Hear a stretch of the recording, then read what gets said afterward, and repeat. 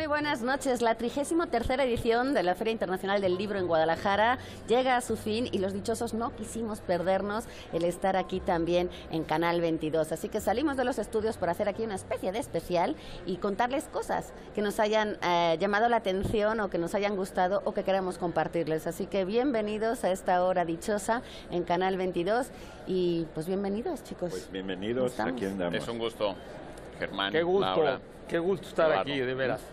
Hay que decir que esta edición está dedicada a la India, es el país invitado y bueno, han sido unos 9 días llenos de letras, llenos de presentaciones de libros, llenos de folclore y sobre todo de acercamiento a las letras en todas sus vertientes.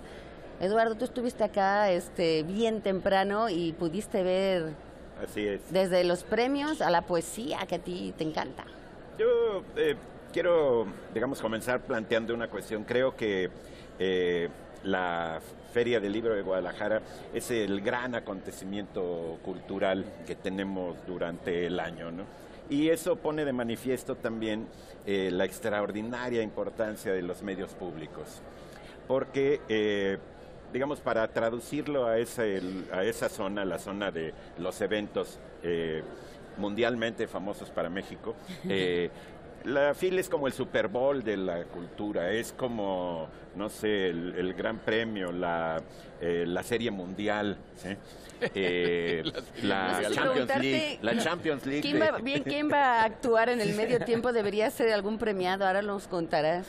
Sí, y bueno, también tiene alguna característica que quisiera, digamos, señalar, que es el hecho de su enorme amplitud, su diversidad, no solamente en cuanto a las naciones, sino en cuanto a la presencia de los distintos grupos sociales.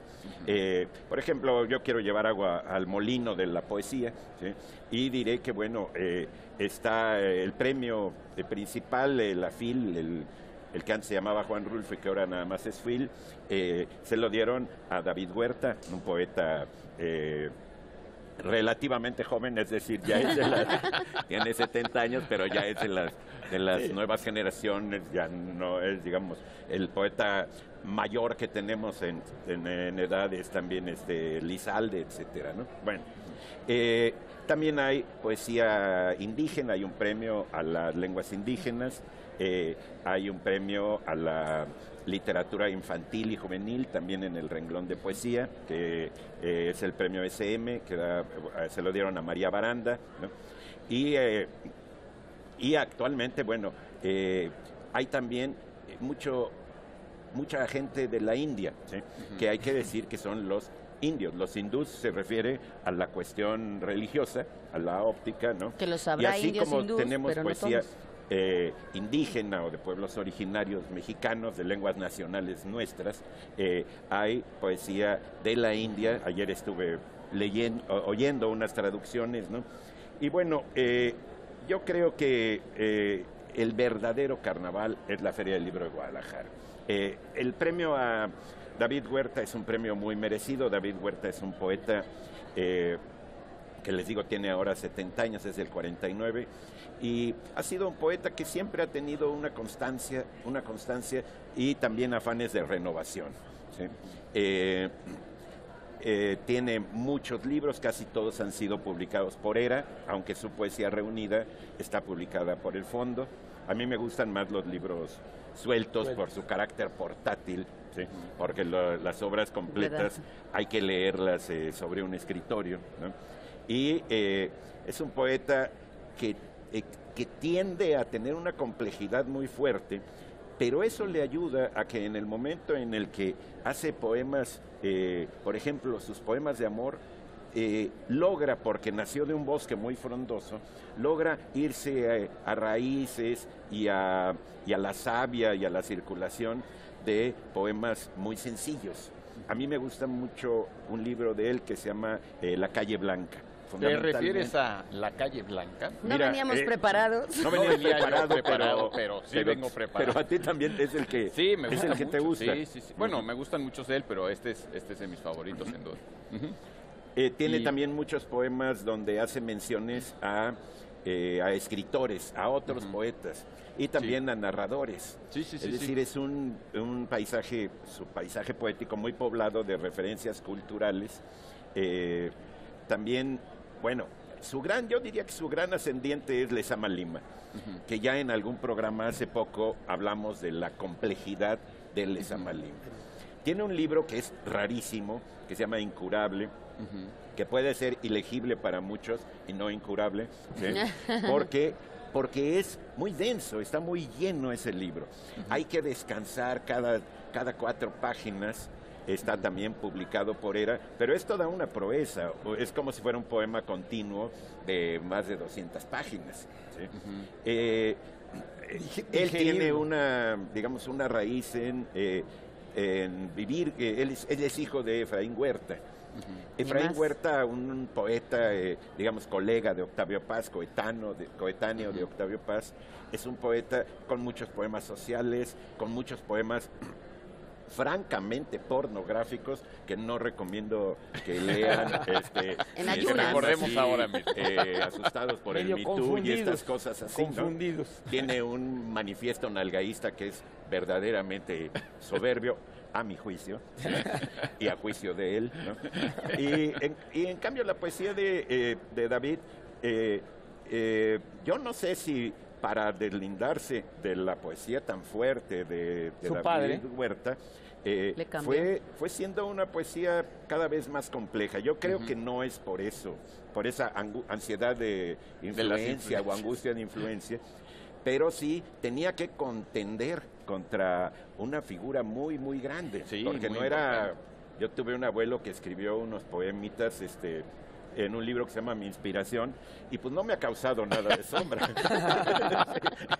En cambio, me figuro el problema con Sí, no con debe David. ser difícil. Hay que decir que su discurso de aceptación del premio, que se hace, este premio de lenguas romances, se hace en la inauguración, el sábado a las 11, que es cuando, oficialmente empieza la feria, aunque se abre desde las 9 de la mañana. Él hizo un discurso muy contundente y muy David Huerta, que ustedes pueden seguir en la página de la FIL de Guadalajara. Ahí están, retransmitidos y quedan grabados los momentos cruciales de la feria. Entonces, ahí está la inauguración completamente grabada y ahí tienen el fragmento donde aparece David Huerta, no solamente recibiendo ese premio, sino en el discurso que tiene de aceptación, que fue magnífico. Lo publicó también El Laberinto de Milenio en el número del 30 de noviembre. Tiene una idea central que es buenísima. Dice, ¿cuál es el mejor poema del mundo? Dice, el mejor poema del mundo es la mente humana, porque está constituido por todo lo que todos sabemos.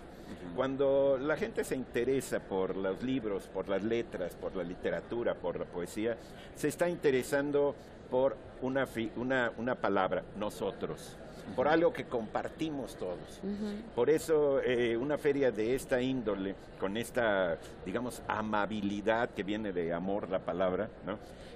Tiene que ver con nosotros mismos. Es una especie de amor propio engrandecido y maneja esa idea de que el mejor poema del mundo, al ser la mente humana, tiene sus realizaciones en cada uno de nosotros cuando sentimos que algo es poético.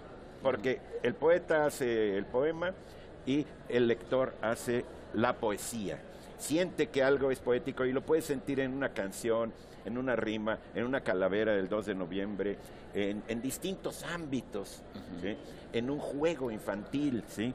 A la rueda de San Miguel, ya tiene elementos poéticos, ¿no? Esa idea central del discurso de David Huerta es verdaderamente muy prodigiosa. Yo no la puedo reproducir con los matices creo que lo el hace, puede pero reproducir, que lo lea él. No, yo es tampoco Pablo. puedo reproducirla, pero creo que también vale la pena recordar que David tiene muy buenos ensayos literarios. Aquí tengo uno de él.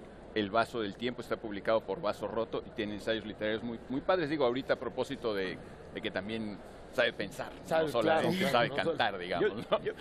Para mí, David es el que más conoce de métrica en lengua española.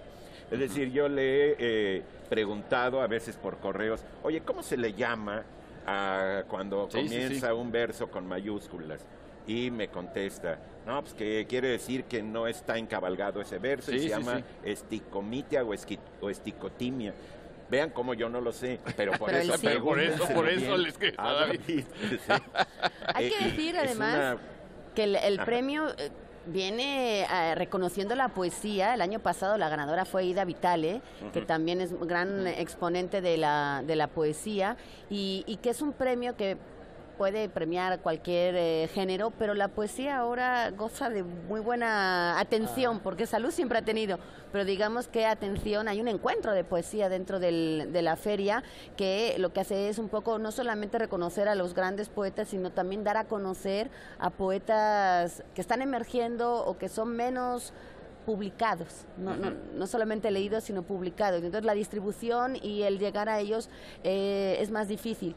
La FIL, si algo tiene, no solamente es la mayor y mejor librería de todo el país durante estos días, sino que además puedes llegar a descubrir esas joyas que a veces no tienes tan a la mano o que no sabes llegar a ellas. Y en este encuentro de poesía siento que también es una muy buena excusa para descubrir a esas voces que de otra manera es mucho más difícil llegar. Ahorita que decía Pablo, se me hace muy interesante este sentido de que David Huerta es además de un pensador, digo, es un poeta, pero además es un pensador, pensaba en lo que muchos críticos y analistas de la plástica dicen, que muchas veces un pintor, un artista plástico, un escultor, un arquitecto también, a veces si piensa demasiado, a veces puede ser un obstáculo para su creación plástica. Pero han señalado que, en cambio, en el caso de la poesía, no necesariamente, que a veces un poeta que piensa, un poeta que analiza, porque el lenguaje es otra cosa, ¿no? A veces es mucho mejor poeta y puede pulirse más y puede ampliar más su campo, ¿no? Pensando. En cambio, los artistas, se decía de Delacroix, que era tan inteligente que a veces le costaba trabajo ser un buen pintor, ¿no? Sí, bueno. Esa es otra discusión que tiene que ver con la cuestión teórica y la cuestión práctica, ¿no? Exactamente. Creo que ¿Ya nos tenemos que ir a un corte? Pero yo quiero escucharte a ti. Así que bueno, es que yo quería simplemente recordar algo de David, a propósito de una cosa importante que mencionó Eduardo, que es cómo David de alguna forma se incorpora a toda una tradición también, y ha sido un gran lector de la poesía mexicana. Y hay un poema de él que se llama Utilería, no lo voy a leer completo, donde habla de los grandes poetas mexicanos, solamente en un verso, ¿no? Hablando del vaso de Gorostiza, de las fórmulas de Jorge Cuesta, etcétera, y cómo se ha familiarizado tantísimo con él, que termina por preguntarse si todo eso vale la pena incluso llamarlo poesía, o si ya son nada más meras cosas en el mundo. Y termina diciendo, cosas, meras cosas, indiscernibles del mundo, y como el mundo acaso seres inútiles, innecesarios, terribles y salvadores. Bueno, este es un gran libro de poemas. No se lo pierdan, La calle blanca de David Huerta, publicado por ERA. Perdón. La Feria de Guadalajara lo reconoció con ese premio Lenguas Romances, que antes, como decía Eduardo, se llamaba Juan Rulfo, y que inauguró Nicanor Parra en el 91. Pero el mejor reconocimiento siempre para un escritor, para un autor, es leerlo. Así que ahí están los libros de David Huerta para que ustedes lo puedan hacer. Aquí está La dichosa palabra en un especial desde la FIL, donde han pasado cerca de 800,000 personas durante estos 9 días. Y nosotros ahora le ponemos un separador al libro y volvemos enseguida. Qué bonito es.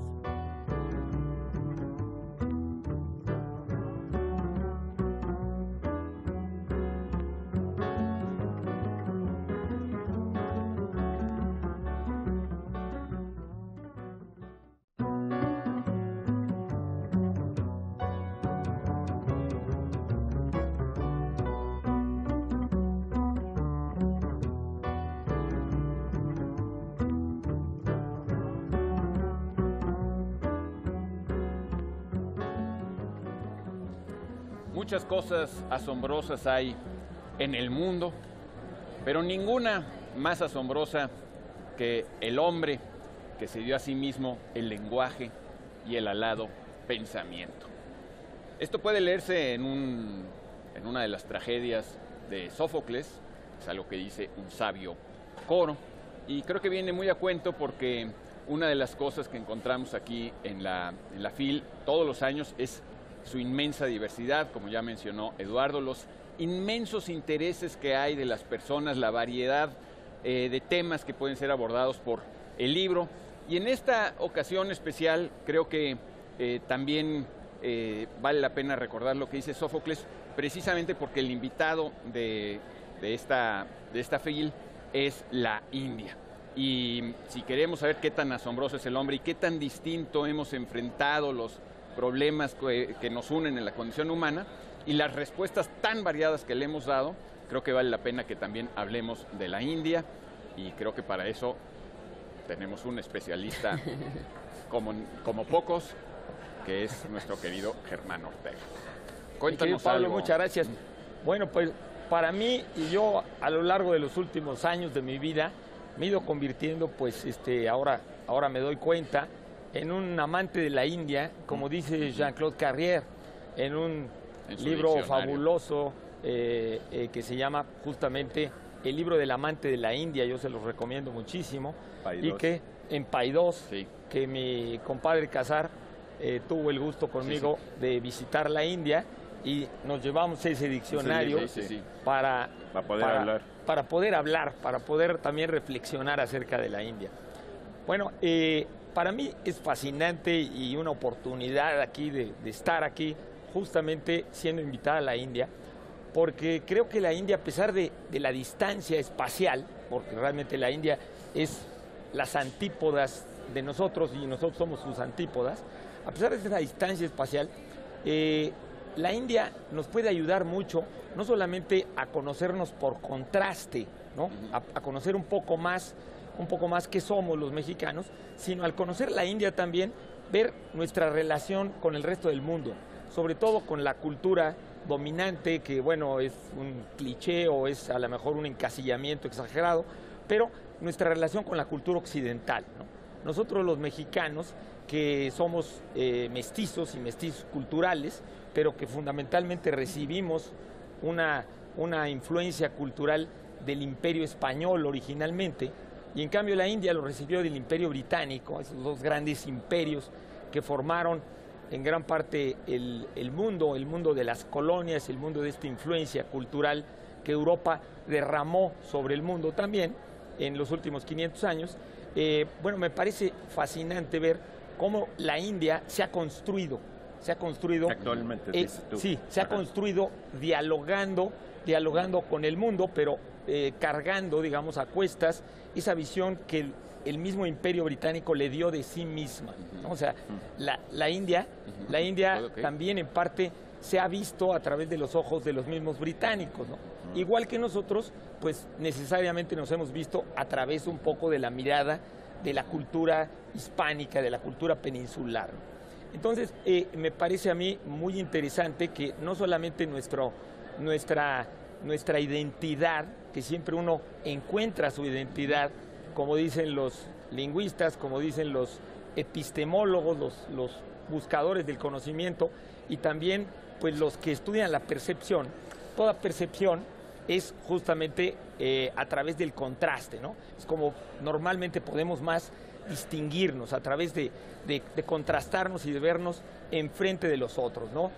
Ayer en una plática que estaban dando Pablo y Laura acerca de unos libros fabulosos que Laura anotó, alguien preguntaba acerca de la otredad, ¿no? O sea, el otro siempre nos ayuda a redescubrirnos, a vernos, además de a ver el otro, ¿no?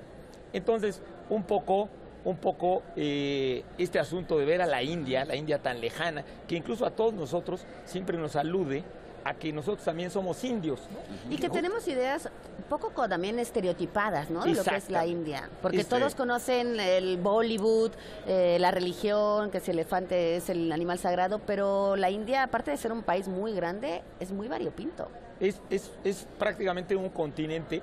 Incluso eso que dice es importantísimo, porque acercarnos a la India es ver cómo la India, igual que México, normalmente tratamos pues de encasillarlo, de identificarlo, esta cuestión de la India mística, de la India, y que la India es de una diversidad étnica, de una diversidad lingüística, de una diversidad cultural verdaderamente fascinante. Tiene su Silicon Valley, ¿cómo se llama? Que era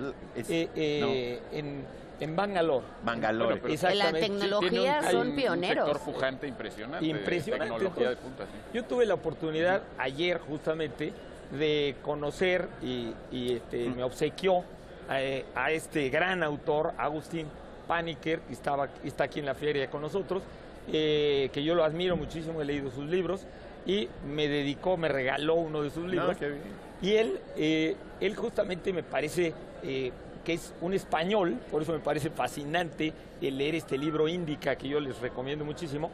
Él siendo un español mestizo también con hindú, o con indio, perdón, porque su familia, por un lado es de España y por otro lado es de la India, y él nos ayuda a ver justamente que la posición de la India en el imaginario europeo, en la imagen de Europa, y la posición de México, digo yo, en el mundo del imaginario europeo, podemos ayudarnos mucho a entendernos, a intercambiar cosas, la India con México. De hecho, México tiene una cuestión muy interesante, que es nosotros tenemos una relación con el mundo anglosajón a través de nuestra frontera con Estados Unidos. Y ellos con sus anglosajones. Ellos con sus anglosajones. Que son los chinos. Y nosotros, con la relación del mundo español, somos los más antiguamente europeos. ¿Cuándo se fuera de independizó Europa. la India? ¿Mande? La India se independizó mucho antes, ¿no?, que México, ¿o estoy equivocada? No, la India se independizó en 1947. Hace nada, o sea, después de la Segunda 47. Guerra Mundial. No, eso quería decir Entonces, mucho después, perdón. Con Gandhi. Claro, con Gandhi. Entonces, los indios, mucho más recientemente, por ejemplo, la influencia del protestantismo, de la mentalidad protestante, ha hecho que los mismos indios se vean de determinada manera. Nosotros como mexicanos, que tenemos raíces también no occidentales, podemos entender a los indios mucho más a veces que los anglosajones. Podemos acercarnos a una especie de sensibilidad muy distinta. Ahora aquí el gran Paniker nos invita a un término que al principio del libro habla, que en otro libro, el jainismo, él desarrolló, y que me parece fabuloso para el mundo contemporáneo, y que es una especie como de posición filosófico-lingüística, ¿no?, que la India tiene, y que el término se llama Anekantavadin, ¿no? Anekantavadin quiere decir el que sigue esa posición, o Anekantavada se llama esto. Esto es una especie como de pluralismo, ¿no? O sea, en la India el jainismo dice que todo absolutismo universalista en parte está equivocado, ¿no? Está equivocado porque es como la famosa parábola del elefante y los ciegos, que para ver el mundo, para ver toda la realidad, ¿qué parte toca la única manera de verdaderamente empezar a captarlo es en base a muy diferentes puntos de vista, ¿no? Que no está en contra de las generalizaciones, no está en contra de generalizar, porque siempre toda generalización nos ayuda a un poco a distinguir, pero esta cuestión de la Anekantavada quiere decir que siempre te abras a que el otro tiene parte de la verdad, porque tiene su punto de vista, ¿no? Entonces, que esa posición de apertura hacia el otro y de que siempre lo escuchemos, de que el otro siempre nos puede enseñar algo, me parece que es una cosa fabulosa del pensamiento indio, y que podemos contrastar un poco con esa preocupación cartesiana, esa preocupación lógica, aristotélica, de tratar de entender las cosas en base a polaridades nada más, ¿no? Bueno, malo, verdad, error, desarrollados, subdesarrollados, sino verlo de una manera un poquito más amplia, un poquito rompiendo esos encasillamientos, ¿no? Hace rato que hablábamos de Huerta, él en su discurso de recepción del premio habla de una imagen de Góngora sobre una red, pero la red es como si fuera un muro, y dice algo así como murallas verticales pero siempre abiertas. Es decir, hay una e identidad, pero siempre con estas porosidades que tiene la red, ¿sí? Que permite que el agua fluya, aunque tú te vayas quedando con los elementos que necesitas, porque es una metáfora sobre los pescadores. Está también en ese verso de Quevedo que citamos hace unas semanas, ¿no? Si no siempre entendidos, siempre abiertos, digamos. Ese es el espíritu, ¿no? Es exactamente si no siempre entendidos, siempre abiertos. Claro. Yo creo que eso, pues, digo, ha sido más allá de que Aristóteles a veces clasificara las cosas no más que en bipolaridades, como en tres, ¿no? Como los extremos y el centro, y tratar de estar en el centro. Pues sí, digo, creo que siempre ha habido ese deseo de convivir en paz, ¿no? Creo que sea necesariamente algo muy, necesariamente original, pero bueno, pues sí, creo que en la India es particularmente importante porque hoy mismo hablamos de la India como una nación, cuando realmente, históricamente, pues también fueron muchos reinos distintos, y como dice Germán, es como un continente. De hecho, tiene más habitantes que África. Hoy la India tiene más habitantes que África, y dentro de unos años... ¿Como continente? Que todo el continente africano. Sí. Tiene más habitantes que todo el continente africano. Y dentro de, creo que en el 2024, dentro de 10 años o 5 años, el control de va a natalidad. tener más habitantes que China. Después va a perder la primacía porque África se reproduce más rápidamente que la India, y África va a acabar siendo el continente más poblado. Bueno, más poblado, no el continente, sino más poblado que la India, ¿no? Pero la India va a ser el país más poblado del mundo dentro de nada, y lo va a hacer durante varios años. Sí, y es una variedad increíble de culturas que eran naciones encontradas, no era un país la India, ¿no? Claro, de hecho, cuando se independiza la India eran la India y Pakistán, ahora ya son dos países. Es un poco como Yucatán y Campeche, ¿sí? Que también son como dos naciones, ¿no? Son lo mismo, es la misma península. Bueno, pero y hay muchísimas religiones distintas y tensiones entre las religiones. Por el problema de los fundamentalismos y de las fronteras y del miedo al otro, ¿no? Del miedo al otro. Bueno, entiendo que debemos hacer una pequeña pausa, pero volvemos dentro de unos minutos a este especial de la dichosa palabra desde la Feria Internacional del Libro. Como dice Laura, ponemos un separador en el libro y volvemos dentro de nada.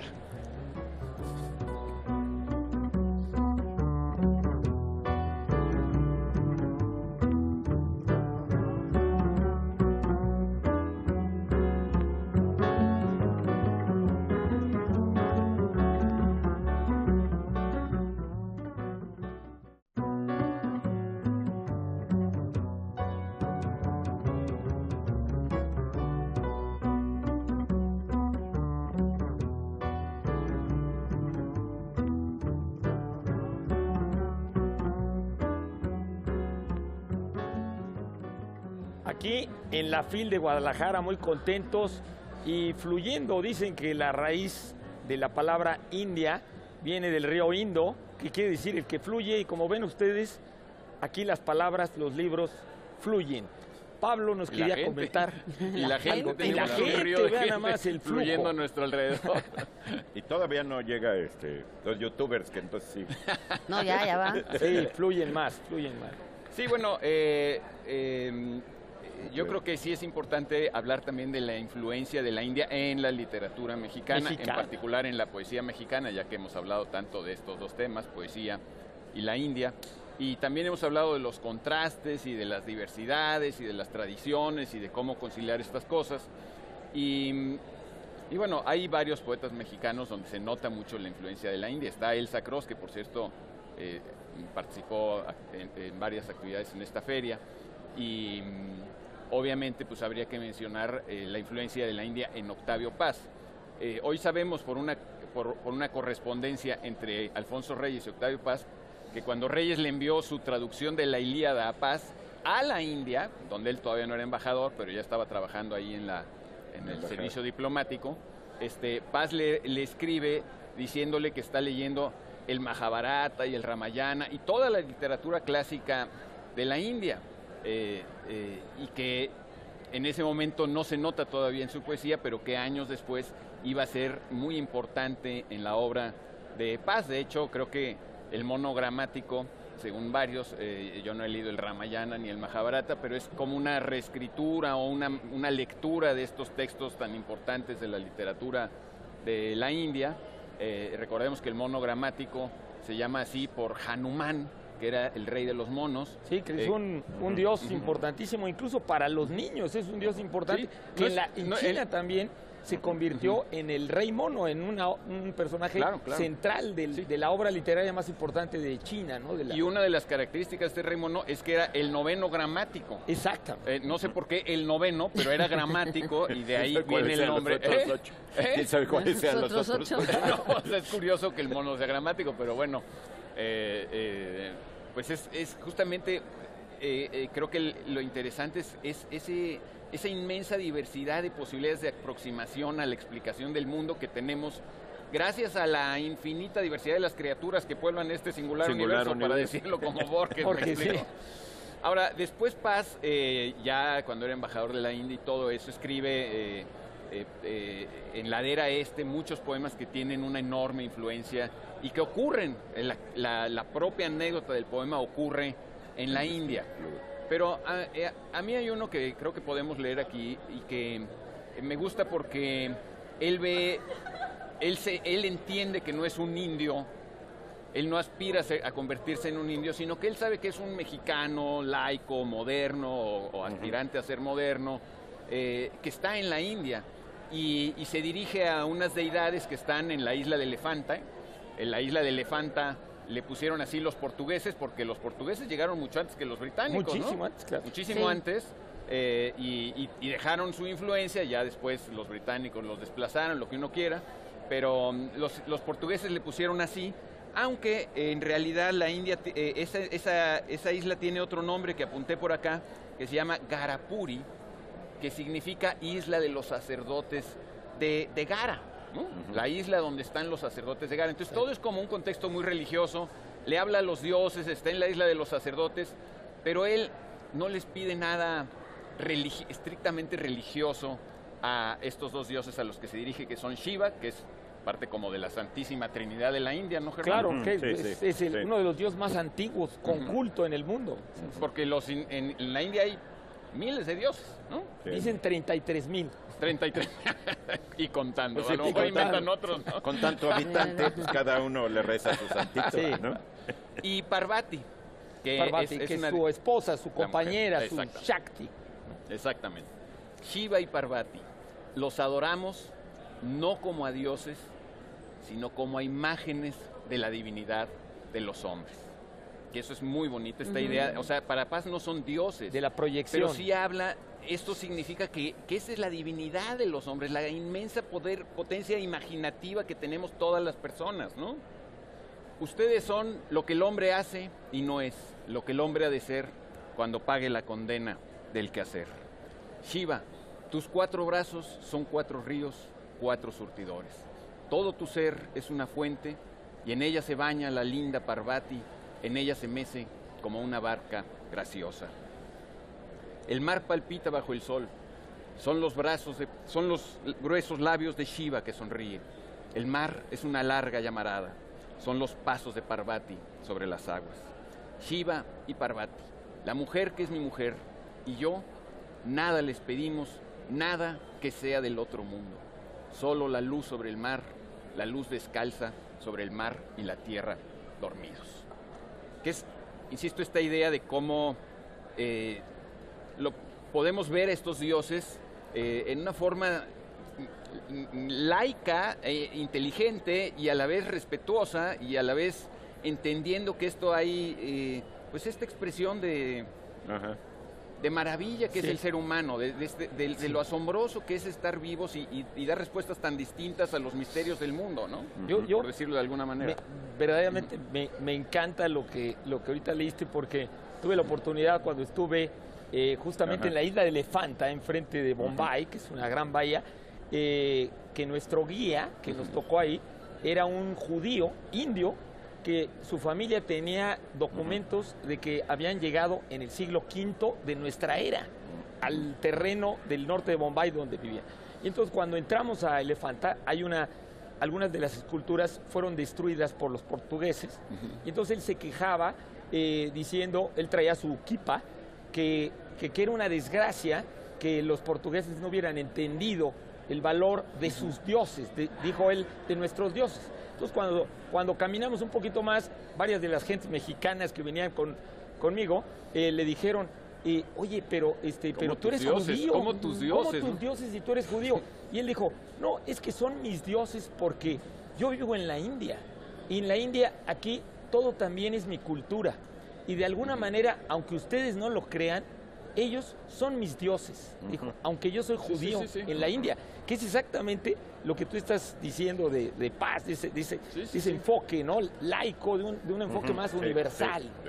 Habría que decir también, como toda la presencia de la India que ha habido durante estos días, cada año en la edición de la FIL, donde el país invitado pone el stand principal, en este caso nada más entrar, hay un stand enorme, que ahora más que un stand ha sido un espacio abierto con un foro donde se han estado presentando, han traído 30 autores indios, que muchas veces no se sabe quién representa la literatura india actual, porque evidentemente la clásica todos de alguna forma hemos oído algunos títulos, pero lo interesante también de estas ferias es traer a ese talento local contemporáneo que hace una visión efectivamente no tan mística, no tan religiosa, quizá un poco que nos cuenten el día a día, también los problemas, los pensamientos de la India del 2019, ¿no? Que también es bastante interesante.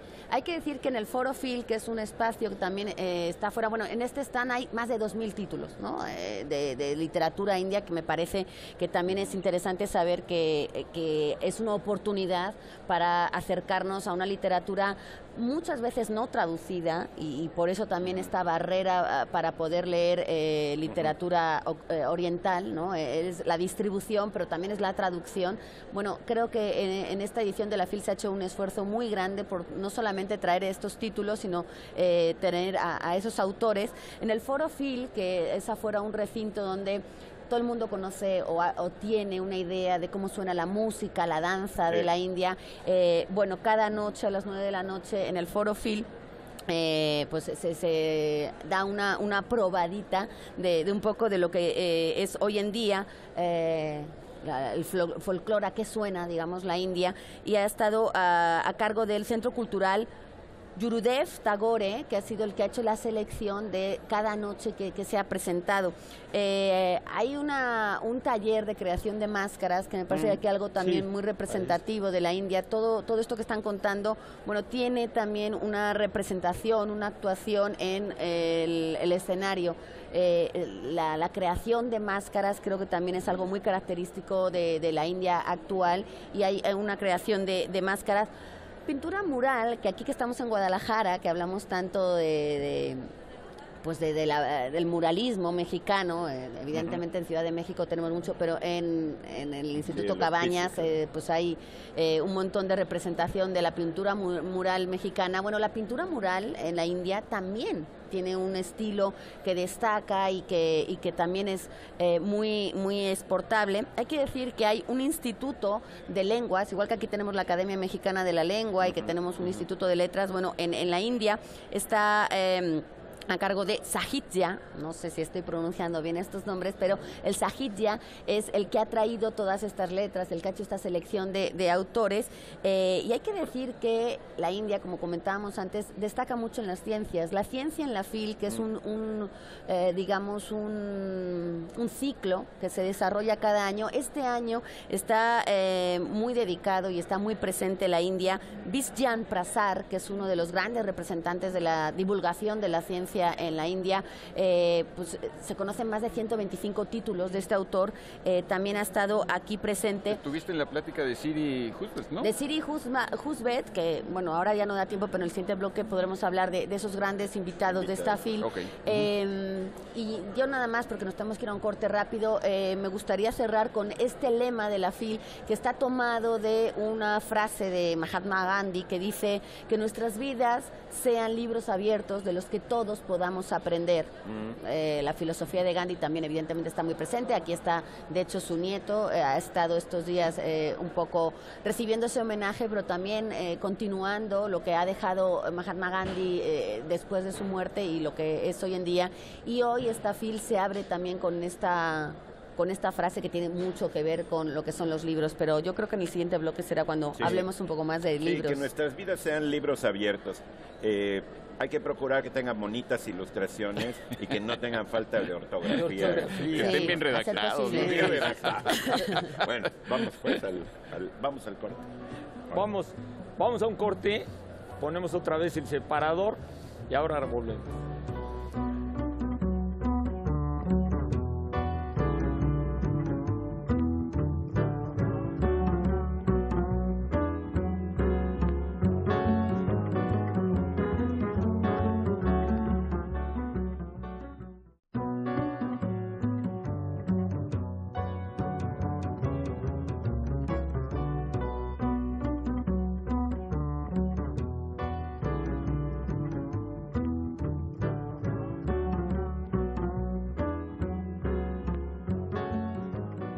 Bueno, pues seguimos aquí en La Dichosa Palabra de Canal 22, transmitiendo desde la Feria Internacional del Libro de Guadalajara.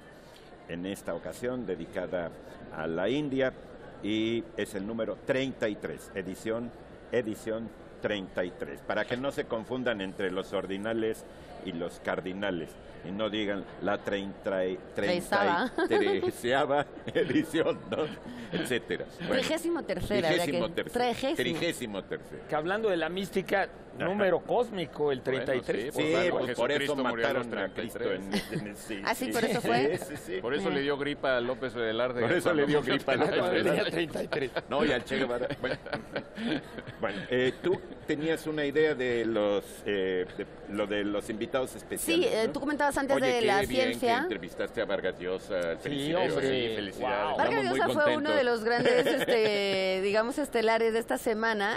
Él no viene de la India, pero bueno, siempre recibir un premio Nobel en español siempre es un gran momento, ¿no? Para las letras. Hacía yo creo que como 3, 4 años que no visitaba Guadalajara, México en concreto, y estuvo unos días en México. Vino a presentar Tiempos Recios, que es su última novela y que tiene que ver con la dictadura de Guatemala. Vargas Llosa se ha destacado un poco por analizar desde la experiencia, pero también desde la narrativa, un poco las situaciones políticas de Latinoamérica, ¿no? Lo empezó haciendo con Perú, que era, digamos, lo que él conocía. Él vivió la dictadura de Odría durante del 46 al 51, me parece que fueron las fechas de ese mandato, y él en carne propia dice que lo que hizo fue vivir toda la adolescencia en un régimen, digamos, de no libertades, que luego ha ido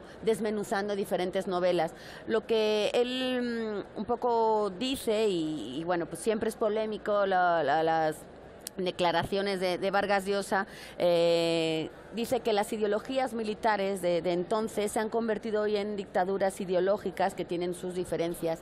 En concreto, Tiempos Recios, que yo no he leído todavía, apenas lo ha estado presentando en esta edición, pero lo que sí se estuvo también presentando, conmemorando, festejando, fueron los 50 años de Conversación en la Catedral, que fue, según sus palabras, la obra más representativa, no la que más le guste, porque es como cuando tiene que elegir a sus hijos a quién quiere más. Bueno, pues me imagino que él tendrá dentro de su vasta obra sus querencias, pero digamos que sí es una que él atesora mucho, porque dice que es la que más le costó trabajo, porque lo que hizo en Conversación en la Catedral Vargas Llosa fue establecer una manera de estructura dentro de una novela que resultó muy novedosa en su momento, que luego replicó en varias de sus obras. Ahora ya no lo hace en las últimas que ha publicado, pero ha vuelto más lineal. Más con una estructura más cronológica, por así decirlo. Él tiene unas frases sobre la escritura maravillosas, porque dice que el escritor frente al periodista se puede permitir ciertas licencias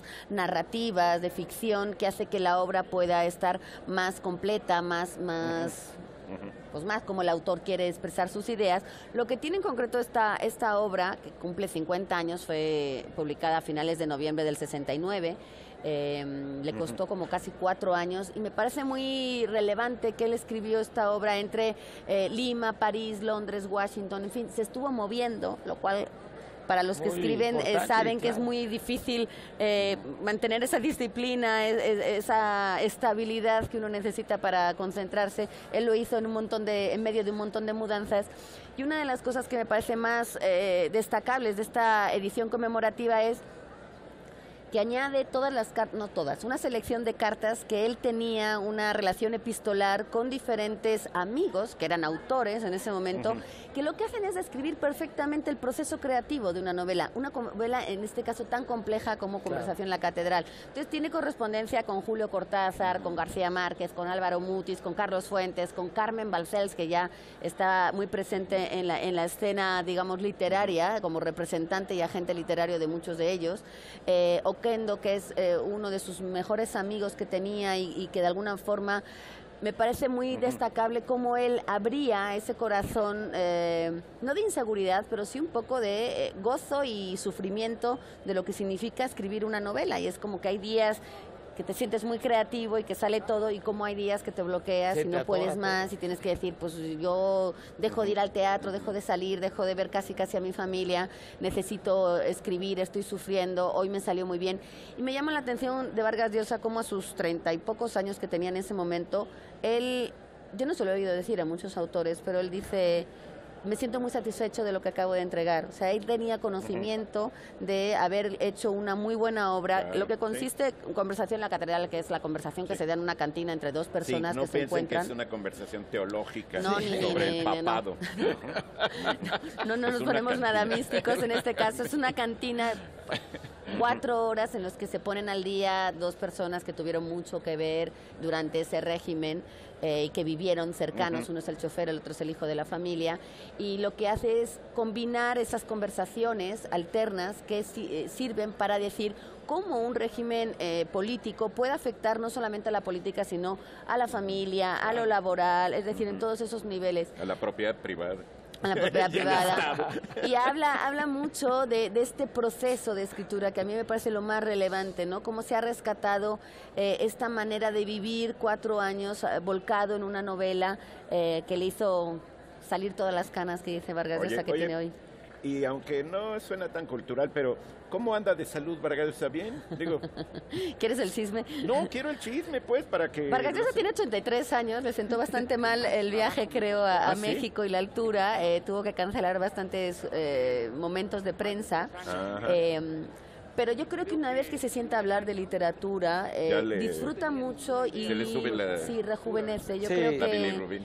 que él disfruta mucho la conversación, es un gran conversador, se mantiene muy protegido en su solemnidad. Yo que luego pude hablar con él un poco antes de la presentación, es más distendido, se permite sí. más broma, más cotorreo. sí, no, ¿no? bueno, cotorreo, no Claro, que tampoco sí, que sí. sea ahí un... Imagínate Pero- que estando en la tele y te salgas con una broma de por qué no trajo a su esposa y cosas así, pues no. Eso no se lo pregunté, Eso no me no se atreví, puede, pero sí venía pues. con 2 de sus hijos. Y bueno, él dice que no piensa dejar de escribir, que un escritor nunca se jubila. Entonces yo creo que pues, vamos a claro. seguir teniendo bastantes obras Si de te Vargas gusta- Llosa. Si te gusta hacer lo que haces. A menos que te salgan unas lagunotas mentales que ya no puedas escribir. Que eso se notará mucho y seguramente lo paren ante sus editores. Vino Pilar Reyes, que es su gran editora No, pero en él España. no tiene. Pero García Márquez al final ya... Ya no, Pero sí. yo creo que sus editores también le protegen, ¿no? Cuando deja Sí, de claro, escribir sí. lúcido y se te nota, tus editores le frenan antes de publicar algo que pueda ¿Y quién balconear. más era de los relevantes acá? De los relevantes yo podría decir que a mí Maluf, que también estuvo Maluf. por Sí. acá el fin de semana pasado, Fabuloso. se echó un muy buen momento creativo también. Yo no me pude quedar a toda la charla, pero también está en el Facebook de la FIL, que se puede disfrutar. Que Y el de hablando Siri de Maluf, Husbelt, El de Siri Husbelt también, bueno, como yo soy gran admiradora de esta mujer, que además ha sido ¿De premio Siri? Princesa de Asturias este año, ha ganado, ha sido muy galardonada en este 2019 y me alegra mucho porque de alguna forma ella, que tiene una gran experiencia en neurociencias psicología y estudia mucho en la ciencia, en la psicología de las personas, en cómo se presenta la biología y en la divulgación de la ciencia en concreto. Ella cuenta que mucho por su padre, que desconozco quién sea, pero sobre todo por su marido, porque está casada con Paul Auster, ha sido muy silenciada. No, el Paul Auster no lo vimos, y además ella creo que se cuida mucho porque ha sido acusada muchas veces de plagio, de haber tomado ideas de su marido, como que no creían que ella pudiera ser tan buena en las letras, y todo el mundo trató de ver dónde estaban sus influencias y quién tenía alrededor para justificar por qué era así. Pero lo que sí te puedo decir es que aunque seas plagiado y alguien te pueda ayudar y alguien te pueda leer y te pueda corregir, las parejas se aconsejan y el escritor se alimenta de todo lo que sí. Bueno, entonces habría que decir que Paul Auster es también Paul Auster gracias a Siri Husbeth para hacer equivalente. Pero lo que es ella, y ahí te demuestra que es muy buena, es que como conferencista realmente es muy buena. Entonces ahí sí no tienes cómo defenderte si no traes toda la armadura. Y creo que se le está haciendo mucha justicia a Siri, a mi amiga Siri, que tiene nombre de aplicación, pero realmente ella en la ciencia es un personaje destacado que creo que es muy relevante. Entonces, ella tiene 2, 3 libros, 4 creo que tiene en el sello Tusquets, creo que está publicando básicamente toda su obra, y me parece muy... No está en Tusquets, está en Anagrama. Sí, en Anagrama hay 2 títulos, sí, ¿no? En Tusquets lo vi ayer, creo que fue ayer, vi varios, y creo que sí es Planeta el que está ahora distribuyendo el último. Que además en su presentación repartieron el primer capítulo. Me pareció muy buena opción de promoción, que en una feria del libro uno además hay grandes filas para esperar entonces que uno se esté entreteniendo leyendo mientras está esperando. Deberían repartir el último para que ya no tengas que leer todo el libro, ¿no? Y que adivinas por qué llegó hasta ahí. Claro. Entonces, Siri Husbeth me parece que ha sido una gran presencia en esta fil, que también hay que echarle ojo no solamente a lo que dice, hay muchas cosas de ella en internet, de escucharla, sobre todo. Su discurso de aceptación también de la princesa de Asturias de las letras este año me parece que fue grandioso. Y bueno, digamos que se dice mucho de ella que tiene un matiz feminista, claro que lo tiene, y sí es una feminista convencida, pero lo que hace es feminismo en la literatura, feminismo en la ciencia, y lo hace de una manera tan natural y sutil que creo que es muy interesante escucharla y leerla. Yo la recomiendo. Yo quiero... Ya estamos terminando, chicos. Sí. Yo quiero anunciarles que la revista Lubina, que es de la Universidad de Guadalajara, que dirige Silvia Eugenia Castillero, hizo un verdadero libro antológico, extraordinario, de puros autores de la India. La editora viajó allá, hicieron traducciones. Fue realmente todo un acontecimiento. Es una revista que cuesta 150 pesos y que tiene 700 páginas. ¿Sí? Nada más por avisarles, pues, para que la ubiquen. Lubina. Para que la FIL no termine aquí, que se siga. Para el premio de...